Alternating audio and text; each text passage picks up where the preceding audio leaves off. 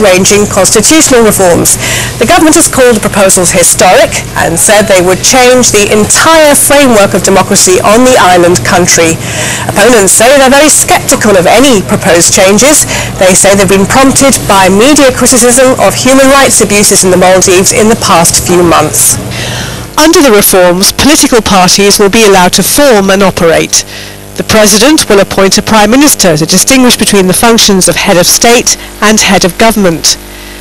The powers of the Maldivian Parliament will be widened and proportional representation will be introduced. The way the President is elected will be changed and there'll be a limit on the number of terms any person can serve. A Supreme Court and a National Human Rights Commission will be set up.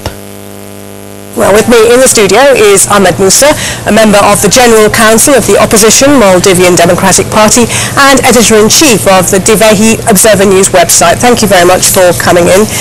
These proposals should be welcome, shouldn't they? Well, we welcome these proposals, obviously, but it is quite difficult for us to believe that this Mr. Mamoun will stick to his word. We already have a constitution and he's having trouble sticking to the clauses of this constitution.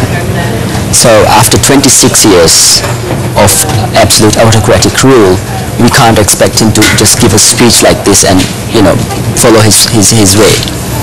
Basically, we want to call for his resignation immediately and let the people of Maldives decide what comes next. The people of Maldives did decide. The President was voted in for a 6th term in November. That was people deciding, wasn't it? That was not people deciding, because you could not have a no campaign in the referendum. It was seen as illegal to have a no campaign in the referendum. Only yes campaigns all over the place.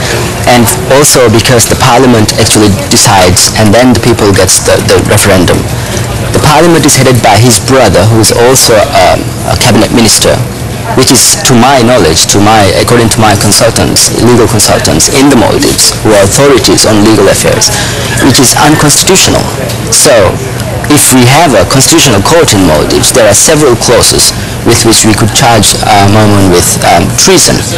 For example, Article 25 gives us freedom of expression, guarantees us freedom of expression, and he actually said on the record on BBC that freedom of expression is guaranteed. But yet, whenever we say something like criticizing a government policy, nothing to do with Islam, nothing to do with the sovereignty of the country, nothing to do with public safety or nothing like that, we just criticize one of his policies and you end up being locked up in the jail.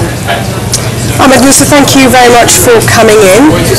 Well, for response to Mr. Moosa's comments, I'm joined